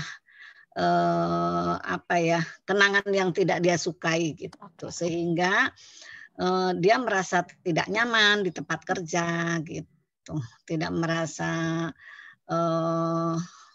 bisa berprestasi. Jadi bekerjanya itu ya seperti biasa saja gitu ya. Tapi anak ini kalau mengerjakan sesuatu, diberi tugas, tuntas gitu, tuntas. Cuma ya itu tadi hatinya tidak ada di situ gitu. Nah ini sudah berulang kali diberi kesadaran bahwasanya tidak boleh sikap-sikap seperti itu ya. Tapi tidak juga mampu berubah atau mampu menggerakkan hatinya untuk berubah begitu. Nah apa yang harus dilakukan oleh orang-orang sekitarnya? Itu saja Ibu ini ya. Terima kasih. Ya, terima kasih Bu Ima atas sharingnya. Ini luar biasa ya. Jadi langsung mohon izin saya langsung menjawab nggih Mas Irwan. Oh, silakan Bu Nia, langsung dijawab saja. Jadi begini Bu Ima, kita juga bisa mengendalikan emosi orang itu agar kembali menjadi netral atau nol. Caranya seperti ini. Contoh aja beliau namanya adalah Fulana. Si U gitu. Si Fulan atau si U gitu nggih. Iya. Kita sebelahnya si U. Ini misalkan ini Bu Ima, ini si U berjajaran gini ya. Jadi bersebelahan gini. Iya. Bu Ima, dalam hatinya Bu Ima berkata begini. Hai si Fulan, hai si U, tolong kamu kerjanya maksimal. Kamu di sini bekerja yang melihat nilaimu adalah Allah, bukan orang lain. Nah, nanti kemungkinan dia, tapi itu heart to heart. Wah, ini udah tingkat tinggi ini Bu Ima nih. Jadi mainnya udah heart to heart. Tanpa kita ngomong pakai mulut, tapi kita ngomong dari hati. Itu akan lebih terasa di dia. Dia nanti, si Fulan atau si U ini nanti akan langsung ada omongan ke panjenengan Bu Ima. Bisa jadi ngomong begini, Bu Ima, gimana kabarnya? Atau dia akan bertanya sesuatu kepada jenengan, padahal jenengan sebetulnya nggak berharap dia jawab gitu. Tapi tiba-tiba ini orang akan terasa karena ini nanti hubungannya langsung sama Allah, langsung ke atas. Karena kita ke dia, kita merasa reject kan. Kita merasa udah ditolak sama dia. Begini kan akhirnya. Kita pengennya begini tapi akhirnya begini. Nah sama Allah ini karena kita mintanya heart to heart, dari hati ke hati, itu langsung nyetrumnya ke atas. Jadi di saat panjenengan ketemu dengan orang ini, Bu Iman, jenengan katakan aja, wes nek kerja itu nggak usah bingung dinilai sama manusia. Sama Allah aja, itu hasilnya akan lebih maksimal. Nah, kayak gitu Bu Ima. Iya, terima kasih. Semuanya juga gitu Bu Ima. Jadi bukan hanya Bu Ima yang melakukan itu, tapi sekelilingnya Bu Ima juga begitu. Ini nanti akan membuat dia menjadi positif, walaupun dia negatif. Karena si positif banyak, kena negatif satu, kalah negatifnya. Begitu Bu Ima. Iya, terima kasih. Sami-sami Bu Ima. Oke, baik. Terima kasih Bu Ima dan Bu Nia yang sudah menjawab. Bapak dan Ibu jamaah, adakah yang ingin bertanya lagi? Jadi nanti kalau ada yang bertanya, monggo. Karena di sini ada 3 layar di laptop saya, Bapak dan Ibu juga bisa memberikan kode melalui room chat seperti itu. Yaitu dengan cara mengetik tanya. Nah, nanti akan saya bantu untuk peng-unmute apabila Bapak dan Ibu terkendala seperti itu ya. Dan sepertinya pertanyaan dari Bu Ima ini mewakili dari kita gitu ya Mbak Nia ya, karena meskipun tidak di lingkungan kerja, di lingkungan sosial juga sepertinya kita mengalami hal yang serupa gitu ya. Dan insya Allah itu menjadi jawaban untuk kita semuanya. Terkait yang tadi Bu Nia kan, tadi Bu Nia sudah memberikan instruksi atau arahan gitu ya. Misalnya kalau buang sampah ini sebelum tidur gitu ya, jadi kita juga bisa beristirahat dengan tenang seperti itu. Kalau misalnya namanya kita manusia gitu ya, mungkin banyak juga orang yang bisa istiqomah meskipun ada beberapa yang tidak bisa seperti itu. Sedangkan untuk sampah ini kan alangkah lebih baiknya dibuang setiap hari seperti itu, setiap malam. Kalau semisalnya ini dilakukan setelah menunaikan sholat isya begitu Bu Nia. Nah setelah sholat isya, tetapi kita juga masih berinteraksi nih sama orang lain, baik itu teman, melalui media sosial, karena tidak jarang juga di media sosial kita juga bisa mangkal sendiri gitu. Kalau menurut Bu Nia tersendiri, kalau setelah isya misalnya, kan di Jogja jam 7:30 itu sudah selesai isyanya gitu. Tapi kita masih bisa berinteraksi dengan pakai handphone gitu, yang bisa juga menjadi pemicu kita menjadi stres seperti itu misalnya. Kalau begitu gimana Bu Nia? Iya, baik. Terima kasih. Mas Irwan ini ketahuan kalau anak zaman now gitu ya, yang suka pakai sosmed ke sono ke sini gitu ya. Jadi gini Mas Irwan, mau buang sampahnya Bakdo Isa, monggo. Mau buang sampahnya tiap Bakdo Subuh, monggo. Itu senyamannya kita. Kalau saya nyamannya adalah pada saat malam sebelum menjelang tidur. Itu versi saya. Versi orang lain akan beda-beda, nggak masalah. Kita beda, boleh dong. Nah kan gitu. Kita on fire-nya di mana-mana beda dong, boleh dong. Karena perbedaan itu indah. Nah prinsipnya seperti itu. Lalu kalau kita buang sampahnya Bakdo Isa, terus kita masih buka sosmed dan kita mangkel, berarti kita belum buang sampahnya belum tuntas. Kalau kita buang sampahnya udah tuntas, itu kondisi tubuh kita akan netral menjadi 0. Nah, kalau panjenengan orangnya mudah sekali hatinya dan pikirannya terganggu oleh kata-kata yang ada di sosmed, padahal sebenarnya bukan ditujukan kepada panjenengan, lebih baik jangan buka punya orang lain, buka punya diri sendiri aja. Kadang kita kan emang suka kurang kerjaan tuh. Cek, lewas mangkel-mangkel dewe, lewas marah-marah dewe, lo kan lucu. Sebenarnya manusia mintanya apa sih gitu kan ya? Kalau nggak pengen kita mangkel, kita nggak pengen jengkel, ya nggak usah bukain macam-macam gitu. Kita buka aja seperlunya kita. Makanya kenapa? Walaupun sekarang udah zamannya 4.0, sebaiknya kita menggunakan sosmed itu dengan bijak. Apabila kita nggak pengen bersosmed, ya wis mandek aja. Kita matikan aja data seluler kita matikan aja paketan kita, beres. Jadi kita nggak usah mikirin banyak orang. Karena kadang-kadang kita tuh suka salah sangka. Tanpa kita afirmasi, tanpa kita cross check, tanpa kita tanya dulu ke orang itu, kita udah mangkel duluan. Jangan-jangan statusnya tujukan buat aku nih. Orang itu emang mangkel no yo, orang itu emang juengkel no yo, orang itu emang sukanya bikin orang lain jadi marah ya kayak gitu. Padahal setelah besoknya seminggu kemudian kita tahu bukan buat kita, tapi kita udah terlanjur mangkel, kita udah terlanjur sakit hati, lo kan salah kita. Gitu Mas Irwan. Oke, terima kasih Bu Nia. Jadi sudah ada gambar. Jadi kalau misalnya setelah gitu ya, buang sampah dulu nih, seperti yang Bu Nia sampaikan, kita jangan buang salah, jangan apa gitu. Tidurnya banyak. Benar.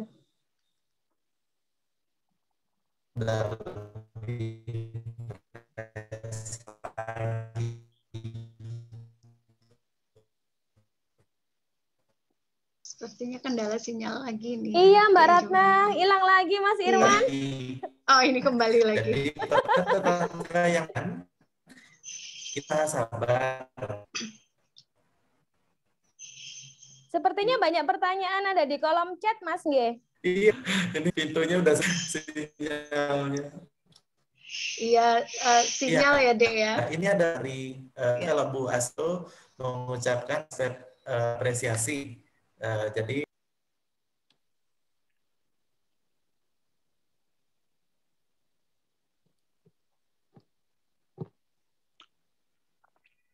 halo Dek Irwan. Hilang lagi Mbak Ratna. Oke. Baik. Baik, dilanjut Mbak Ratna mohon. Ya, nggak siap Bapak. Iya. Baik Mbak Nia, saya mohon izin untuk meneruskan ya. Jadi ini saya bacakan ada beberapa tanggapan dan juga pertanyaan. Saya bacakan satu persatu. Dari Bu Astri Wahyuning Tiasi. Alhamdulillah, terima kasih Mbak Nia. Sangat luar biasa dan semangat sekali saat menyampaikan materinya. Subhanallah, pendengar jadi ikut semangat juga Mbak. Gitu. Jadi ini seperti aura ini ya Mbak. Artinya kalau kita lihat kebaikan itu insya Allah kita juga tertular kebaikan gitu ya. Lihat yang semangat kita juga tertular semangat. Makanya jangan banyak-banyak lihat yang kurang baik gitu ya Mbak. Sehingga kita tidak terpapar juga untuk kurang baik nantinya begitu ya. Oke, baik selanjutnya ada dari Buah Miati Hamid. Kalau ada tetangga yang menyebalkan, kita berusaha sabar. Tetapi yang bersangkutan semakin menjadi-jadi. Apakah kita tetap harus bersabar? Mbak, sabar kan ada juga batasnya. Mohon kiat menghadapi orang seperti itu. Monggo Mbak Nia, pertanyaan dari Buah Miati. Baik. Ibu, jadi begini Ibu. Kita bertetangga itu kan dengan basic, dengan background yang berbeda-beda.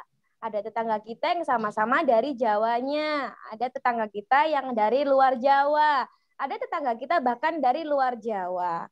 Mereka sebelumnya udah mempunyai kebiasaan yang berbeda, mempunyai unggah-ungguhnya juga berbeda, mempunyai perilaku yang tadinya juga berbeda, nggak mungkin sama dengan kita.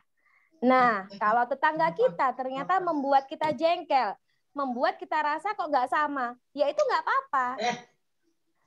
Karena tetangga kita nggak mungkin sama dengan kita. Misalnya, kita kalau nyapu nih, karena kita itu orang baik hati, tetangga kanan kiri kita biasanya ikut kita sapukan, plus tetangga depan kita. Jadi rumah kita satu, tapi kita nyapu 4 rumah, nggak masalah. Itu karena kita. Karena kita orangnya Jawa banget. Nah, kalau orang Jawa tuh ngomongin gitu. Ada tetangga kita, dia juga orang Jawa, tapi kalau nyapu rumahnya dewe, ya itu terserah dia. Jadi kita nggak bisa menyuruh orang lain itu agar berpikiran sama dengan kita, agar apa yang kita lakukan itu harus sama dengan dia, nggak bisa. Contohnya aja pakai jilbab. Saya itu kan kalau pakai jilbab suka ada keliwer-keliwernya begini.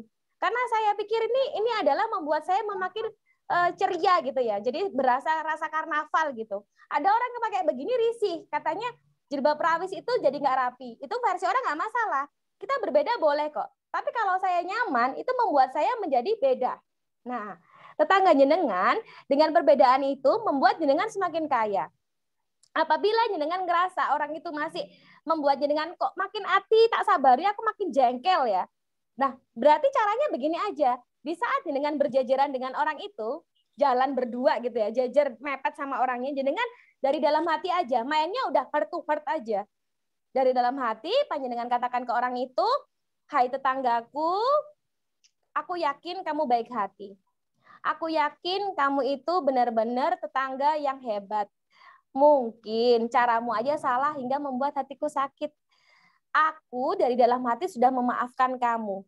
Dari dalam hati aku sudah mengikhlaskan perilakumu. Dari dalam hati aku udah mencoba melupakan yang lalu.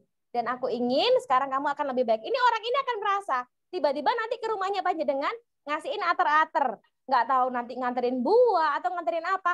Atau bahkan sekedar say hello. Bu Ima, assalamualaikum, ngaten ibu. Tapi kalau semakin jenengan merasa, wih, wong iki rek gak berubah-berubah. Waduh, wong iki kok iso yo gini terus sikapnya ke saya. Itu orangnya makin sengit sama jenengan, makin jengkel sama jenengan. Tapi kalau panjenengan selalu berdoanya positif, aku yakin tetanggaku ini akan berubah menjadi baik hati. Aku yakin tetanggaku akan berubah menjadi orang yang benar-benar tahu nih ini tetangga. Tetangga adalah saudara kita. Walaupun kita punya saudara kandung, tapi jauh-jauh itu bukan saudara. Karena saudara kita yang asli ada di tetangga kita itu, karena yang mepet dengan rumah kita. Dia yang tahu keseharian kita. Makanya bagaimanapun juga kita bertetangga itu harus baik. Gitu Bu Ima sayang. Oke, baik Mbak Nia, luar biasa ya. Jadi begitu Bu Wahtimah tadi jawaban dari Mbak Nia. Sekarang saya bacakan untuk pertanyaan selanjutnya, Mbak Nia. Mbak Ratna. Ini ada pertanyaan dari Pak Ngatijo. Pak Ngatijo bertanya lagi, tapi soal yang lain.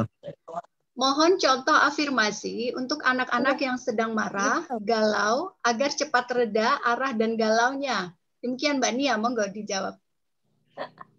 Baik, Pak Ngatijo. Jadi, untuk afirmasi, jadi kita cross-check ulang. Kenapa sih nak kamu tuh galau? Kenapa sih nak kamu tuh jengkel? Kenapa sih nak kamu kok nggak enak hati? Itu kita bertanyanya harus di saat yang tepat dan waktu yang tepat. Apabila kita tanya di saat anak kita nangis, terus kita tanya, nak kamu galau ya? Itu malah guguk nangisnya, malah makin ngocor nangisnya. Tapi kalau anak kita udah selesai nangisnya, dia udah anteng, adem ayem, kita baru masuk ke kamarnya, baru kita tanya, sayang, tadi kenapa? Apakah ada yang bisa dibagi ceritanya ke bapak atau ke ibu? Kalau ada, silakan bercerita. Tapi kalau kamu nggak berkenan bercerita sekarang, nggak apa-apa, besok aja. Nah kayak gitu. Itu membuat anak menjadi nyaman dan dia merasa diakui bahwa keberadaannya. Tapi kalau kita langsung menjas, ngapain kamu itu nangis? Hah? Nggak bagus nangis itu. Kamu itu laki kok nangis. Memang kamu tuh, itu makin nangis malahan. Jadi kalau mau bertanya, sebaiknya waktu dan tempat yang tepat. Ngaten Mbak Ratna? Baik Mbak Nia, demikian Pak Ngatijo. Jadi mungkin kita tunggu timingnya ya Mbak Nia ya. Benar. Kita cari waktu yang enak, yang nyaman, sehingga nanti ketika menyampaikan sesuatu memang benar-benar diterima begitu nggih? Benar. Oke, baik. Selanjutnya Mbak Nia, ini dari Bu Lili, dari Batang beliau. Bu Lili menyampaikan, berarti intinya tidak usah mencari kebahagiaan dari orang lain ya, tetapi bahagia itu adalah dari diri kita sendiri. Begitu ya Mbak Nia ya? Baik. Ya, ini berarti menekankan mungkin semacam oh iya, artinya begini bukan begitu Laras. Benar sekali Mbak Ratna, ya. Itu artinya. Karena kalau kita nurutin bahagia versi orang lain nggak ada habisnya. Bagi orang lain bahagia adalah misalnya harus minum kopinya misalnya dengan merek S, yaitu Starbucks gitu. Atau harus pesen merek apa. Kalau saya bahagia, saya adalah minum kopi, mereknya pesen kopi. Karena di Jawa Timur ini sangat famous. Bagi saya ini aja udah bahagia gitu. Yeah. Dibandingkan saya harus minum Starbucks yang satu gelasnya segini bisa 70 ribuan. Dan pesen kopi aja 10 ribu. Kalau versi saya ini bikin saya bahagia, why not? Saya nggak usah mikir kata orang. Apa kata orang tuh? Nia kok minum 10 ribuan? Nggak masalah. Saya nggak dengerin kata orang. Saya dengerin kata hati saya. Nah, contohnya kayak gitu Mbak Ratna. Ya, oke, luar biasa Mbak Nia. Jadi intinya adalah kita berbahagia versi kita sendiri ya Mbak ya? Benar sekali. Baik, ini selanjutnya Mbak Nia. Wah, ini semakin malam semakin banyak yang ingin bertanya Mbak Nia. Kalau nonton sinetron ikut gemes dengan tokoh yang antagonis, menjadikan nggak bisa istirahat dengan tenang. Bagaimana solusinya Mbak Nia? Terima kasih dari Bu Siti Koyim. Marta nuwun sekali Mbak Ratna. Bu Siti Koyem ini sepertinya ini banget ya, versi ibu-ibu yang suka sinetron banget gitu. Jadi kalau enggak juga, malah nggak pernah nonton itu. Oh, nggak pernah nonton? Ya nggak pernah pernah sekali. Saya kira teman-teman ini teman-teman yang ngomong, yang bercerita. Iya. Oh, berarti ini menanyakan kegelisahan dari teman-teman Bu Siti Koyim begitu ya? Nggak pernah nonton. Oh, Ya kami dari Batang. Oke, Bu Koyim. Jadi gini Bu Koyim, kalau ini beda kacamata, beda ngartikannya nih. Kalau versinya sutradara dan produser, ada orang talentnya dia atau aktris atau aktornya dia diperankan sebagai antagonis atau protagonis dan sukses membuat seluruh penonton seperti itu, berarti sukseslah film itu. Ini kalau dari kacamatanya produser dan sutradara. Kalau dari kacamatanya penonton, kita beda kacamata nih lihatnya. Itu kita ikut mangkel, ikut jengkel. Kalau ngelihat toko itu baik, kita ikut seneng. Kalau ketemu orang itu seneng. Bahkan ada beberapa itu yang saya sampai menyaksikan kalau orang itu selalu berperan jahat, pas ketemu realnya orang itu bisa dijambak, orang itu bisa dilemparin batu, kan sampai seperti itu. Padahal itu semuanya adalah di panggung sandiwara. Berarti orang ini melibatkan rasa hatinya, ikut turut andil di dalam saat menonton film itu. Padahal sebaiknya kalau kita nonton film, rasional kita harus tetap jalan. Logika kita harus jalan. Woi, iki film, ini settingan manusia. Ini ndak ono di dunia real. Jadi jangan kamu aminkan cerita itu, gitu sebenarnya Ibu.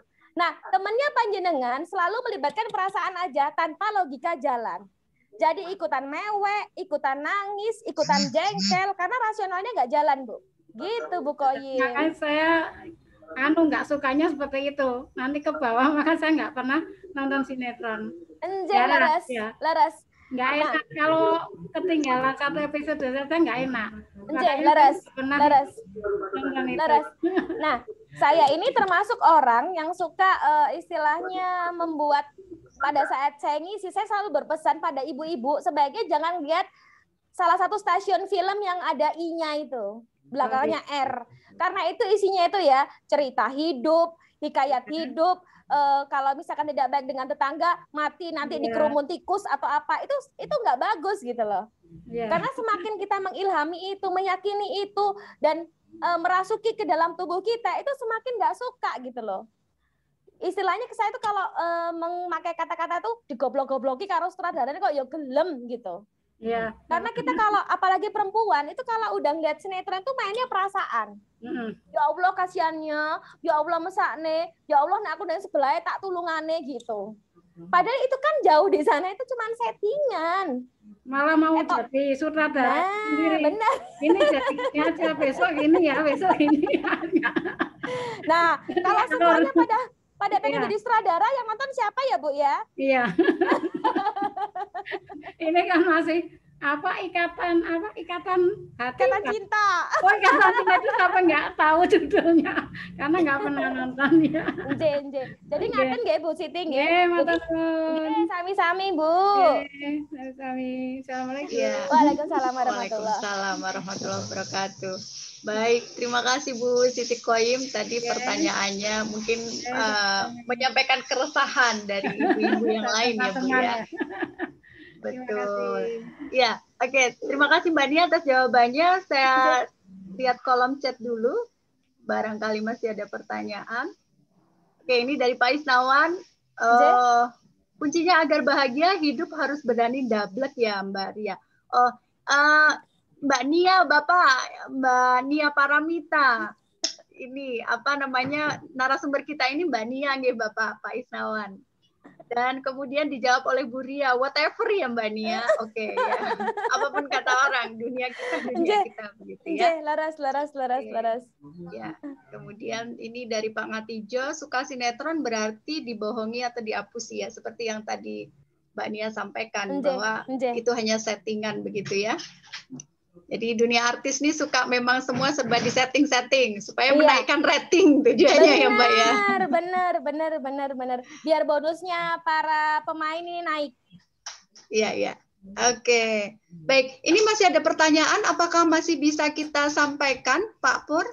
Mungkin satu pertanyaan terakhir nggih untuk sesi malam ini. Bapak Ibu sekalian, karena kita Mbak Nia gimana? Sudah lelah belum? Oh, mboten kula lanjut mawon, mboten napa-napa. Kalau sudah lelah ya istirahat. Atau satu lagi terakhir ini. Ya, Bapak, ini pertanyaan terakhir nggih. Mohon izin Bapak Ibu sekalian karena kita berkenan dengan waktu. Bagaimana menghilangkan rasa bersalah setelah melarang anak berhubungan dengan seseorang yang menyebabkan ibunya atau teman saya tidak senang dengan saya? Padahal anak saya sudah bahagia dengan pasangannya. Sudah bisa ditangkap maksudnya Mbak Nia? Paham. Ya, oke. Monggo Mbak Nia untuk dijawab. Jadi begini, ini terkait dengan relationship lawan jenis. Anak kita suka dengan lawan jenis, anak kita udah bahagia nih dengan pasangannya, tetapi istri kita, jadi ibunya, itu merasakan nggak nyaman apabila anak kita berhubungan dengan orang ini. Nah, padahal hakikatnya apapun yang terjadi pada anak-anak, surga ada di telapak kaki ibumu. Dan ada hadis yang berkata bahwa siapa yang harus kamu cintai, kamu hormati, kamu patuhi? Ibumu, lalu yang keempat baru ayahmu. Berarti kalau ibu kita nggak ridho, ada sesuatu, what's wrong, orang itu ada sesuatu yang nggak bagus buat kamu. Mungkin sekarang packagingnya manis semua, packagingnya indah semua. Next, kalau udah nikah baru ketahuan belangnya. Kayak gitu. Jadi apapun misalkan orang tua kita nggak cocok, itu semuanya ada hikmahnya. Mesti nanti akan terkuak di saat kita nggak tahu itu kapan. Itu mesti terkuak. Karena feeling seorang ibu itu kuat sekali. Karena apa? Kita ada ikatan batin yang dekat dengan orang tua kita. Pada saat kita mengandung, itu ibu yang ngandung. Makanya kenapa ikatan batin seorang ibu, apabila anaknya berbohong, ibunya akan kerasa. Jadi saran saya, sebaiknya anaknya panjenengan istikharah. 1, kalau memang mau ke jenjang pernikahan. 2, sebaiknya dibukakan. Masih banyak laki-laki yang lain selain dia. Karena laki-laki bukan hanya dia aja. Gitu Bapak. Ngapain Mbak Ratna? Ya, baik. Nyon sewu saya sebentar kalau saya nyon sewu Mbak Nia. Oh kalau iya, menangkap dari Pak siapa ini tadi karena saya Pak HP maaf. Itu kalau nggak salah beliau tidak enak dengan temennya yang waktu itu pacaran dengan anak yang putra gini, Pak Bapak itu tidak enak dengan temannya yang dulu anaknya pernah pacaran dengan anak-anak dia gitu, kayaknya seperti itu deh Mbak, kayaknya kalau saya nangkap. Jadi itu gimana kalau saya? Atau mungkin kita tanya langsung dengan Pak Sewu, Pak Muhammad Supriyadi, monggo Pak. Mungkin maksud dari pertanyaannya seperti apa jelasnya supaya kita tidak salah tangkap. Betul. Bukan ambigu, Pak. Ya, jelas. Apakah seperti yang dipersepsi Mbak Nia tadi, ataukah seperti yang disampaikan Bu Ria? Ya, seperti yang, makasih. Seperti yang disampaikan oleh Bu Ria. Maksudnya begini, Bu. Jadi anak saya itu kan pernah hubungan dengan seseorang. Dan seseorang tadi, kebetulan ibunya teman saya gitu loh. Nah, padahal anak itu tak larang. Dan anaknya sudah manut gitu loh. Manut, tetapi kan saya jadi disenangi oleh ibunya gitu loh. Nah itu yang jadi nggak enak dengan ibunya itu gitu loh. Untuk menghilangkan rasa salahnya itu gimana? Ini mewakili istri saya, Bu. Dengan mantan calon besan ya Pak ya? Iya betul. Nah, terus anak saya itu sudah nikah sekarang dan happy bahagia dengan pasangannya yang sekarang. Gitu. Iya. Tapi jadi hubungannya istrinya panjenengan dengan calon besan yang nggak jadi itu jadi nggak enak gitu nggih? Iya betul. Sana yang nggak enak dengan kita karena nggak boleh gitu kan. Oke baik, nangkep saya sampun paham. Terima kasih Bu. Jadi ngaten Pak, apabila dulunya nggak jadi itu udah ada kata-kata baik dari anaknya panjenengan dan kesepakatan baik dari si anaknya ibu itu tadi, otomatis udah nggak apa-apa dan sebaiknya itu disaksikan oleh ibunya si calon besan yang nggak jadi dan ada istrinya panjenengan. Karena memang biasanya kalau pacaran terlalu lama atau ta'arufnya terlalu lama, lalu nggak jadi, lalu jodohnya ke orang lain, berarti kan jagane jodohnya uang gitulah ibarat kata. Enggak, itu baru sebentar kok Bu. Enggak, ibarat kata kan kayak gitu, jagane bojone uang gitu kan ya. Ternyata bukan jodoh saya, tapi orang lain yang menikahi orang itu. Berarti kan memang ketok palunya Allah, kun fayakunnya Allah bukan pada orang itu. Iya. Harusnya dari sananya juga legowo, istrinya panjenengan juga tahu ngapain nggak enak sama orang itu. Toh anak saya memang sama Allah bukan disuruh berjodoh dengan orang itu. Jadi sebaiknya kalau istrinya panjenengan ketemu dengan calon besan yang gagal tadi, itu kalau misalkan nggak enak ngomong, boleh dari dalam hati, Bapak. Jadi istrinya jenengan berkata seperti ini, Bu, kita tetap ya silaturahmi, kita tetap guys duluran, walaupun anak kita nggak jadi berjodoh. Karena kita bukan dipersatukan dari anak-anak kita, tapi kita memang dipersatukan dalam ikatan Islam. Nah, kayak gitu. Matur nuwun, Bu. Sami-sami, Bapak. Ya, baik. Sudah bisa kita tangkap dan semoga bisa mencerahkan ya Pak Supriyadi. Ya, terima kasih. Ince, sami-sami Bapak. Baik Bapak Ibu sekalian, karena waktu juga sehingga kita harus membatasi, walaupun sebetulnya sepertinya karena Mbak Nia semangat, kita juga jadi pengen terus rasanya pengajiannya nggak cukup waktunya gitu ya. Tapi karena ini malam dan Bapak Ibu juga membutuhkan istirahat. Semoga nanti dengan adanya beberapa masukan tadi, kemudian materi-materi yang kita dapatkan dari Mbak Nia, semoga nanti yang tadinya kurang semangat jadi semangat, kemudian yang tadinya mungkin sedang mengalami kegalauan dan masalah, semoga bisa teratasi dengan solusi-solusi. Dan salah satunya adalah tadi ada tips untuk membuang sampah ya Mbak Nia ya. Iya. Jadi kalau misalnya mau dilakukan sebelum tidur, monggo. Kalau memang itu sesuai dengan apa yang ingin kita lakukan. Kalau mungkin kita ingin melakukannya sore juga, monggo, artinya kembali kepada diri kita, begitu ya Mbak Nia ya. Benar. Baik, sebelum ditutup mungkin ada closing statement dari Mbak Nia. Monggo silakan Mbak Nia. Baik, terima kasih Mbak Ratna. Jadi seperti ini, kebahagiaan kita sendiri yang ngatur, kita sendiri yang tahu. Jadi jangan pernah kita berkaca kepada kebahagiaan orang.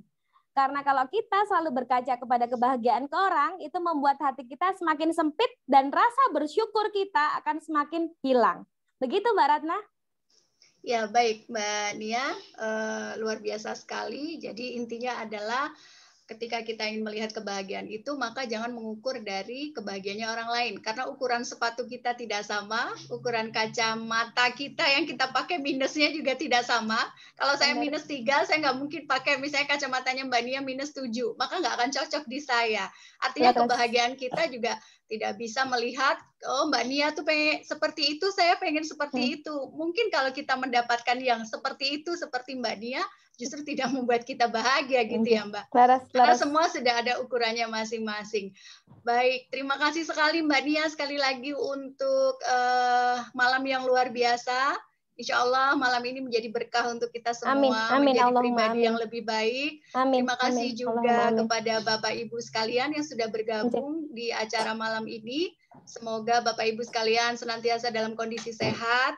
Besok malam kita berjumpa kembali dengan tema-tema lain yang tentunya nanti menghadirkan para narasumber yang lain juga. Dan semoga nanti Mbak Nia, semoga loh ini, saya nggak tahu, tapi semoga saja nanti masih berkenan untuk mengisi. Kalau memang pas dibutuhkan,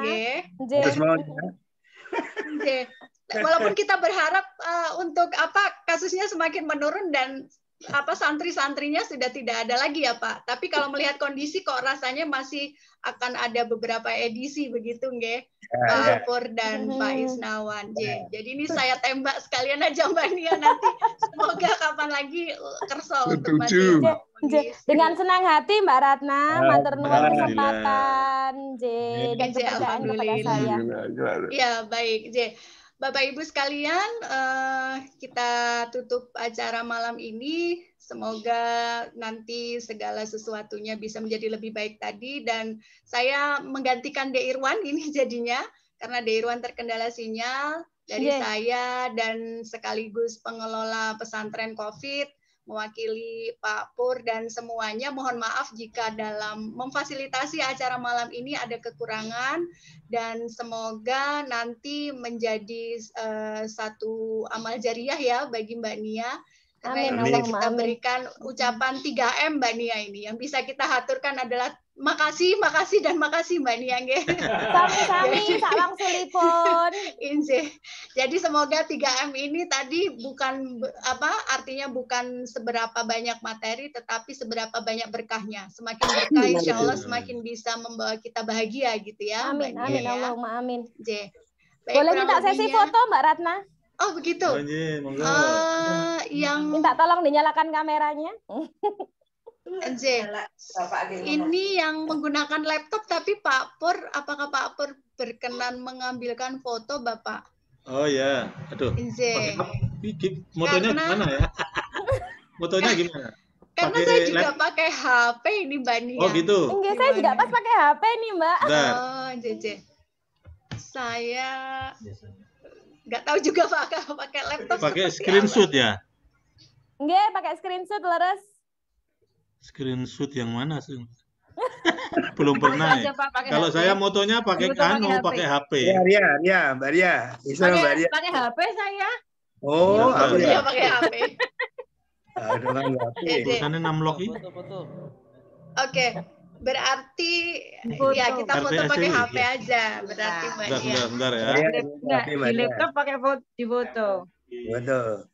Iya, Pak Pur kan ngagem laptop. Nah, di foto sama Pak Pur pakai HP.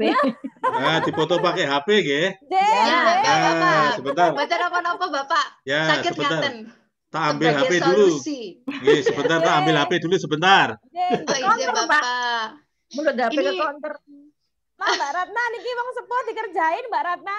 Iya, ini Bu Ria ini lomba, saya nggak ikut-ikut lomba, saya nggak wonten sama Pak Pur, ngapunten. Ini wong sepuh dikerjain nih. Kan nggak ada sepuh Mbak, adanya senior junior. Bu Ria. Nah, sebentar. Pak Pur ngapunten loh Pak Pur ini. Ya. Halaman pertama. Sebentar, halaman pertama ya. 1, 2, 3. Nah, terus halaman kedua. Pak Es belum, ayo. Videonya Pak Es. 1, 2, 3. Sudah ya, 2 halaman saja cukup ini. Oke, hanya 2 halaman. Nanti saya share ke Mbak Ratna untuk ke Mbak Nia juga. Oke. Matur nuwun sangat Pak Pur. Matur nuwun Pak Isnawan rawuhipun ugi Bu Nia dan Bapak Ibu semuanya. Mohon undur diri, semoga semuanya senantiasa sehat. Kurang lebihnya mohon maaf dari kami. Kami tutup. Wassalamualaikum warahmatullahi wabarakatuh. Waalaikumsalam warahmatullahi wabarakatuh. Waalaikumsalam warahmatullahi wabarakatuh. Matur nuwun Mbak Nia. Terima kasih Mbak Nia. Amin. Selalu Mbak Nia. Sehat ya Mbak. Matur nuwun.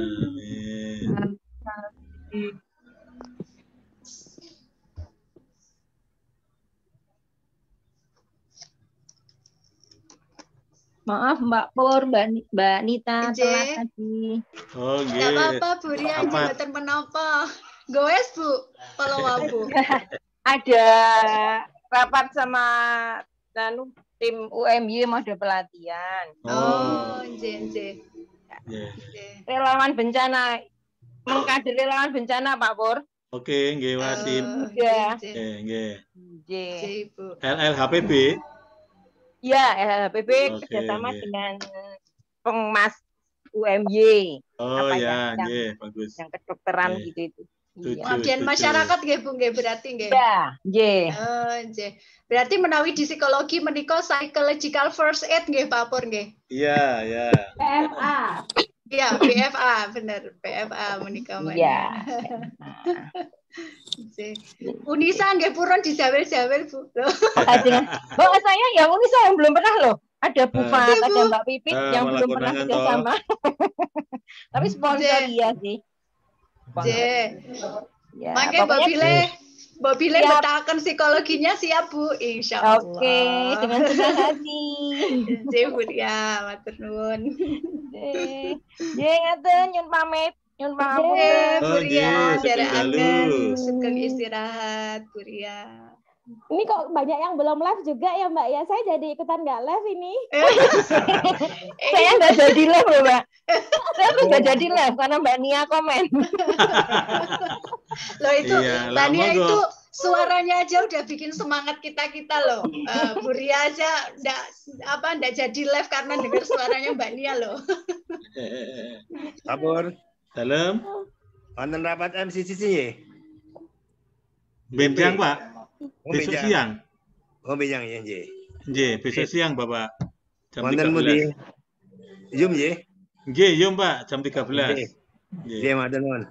Ingkang tentang genus menika to, Pak? Nggih. Nggih.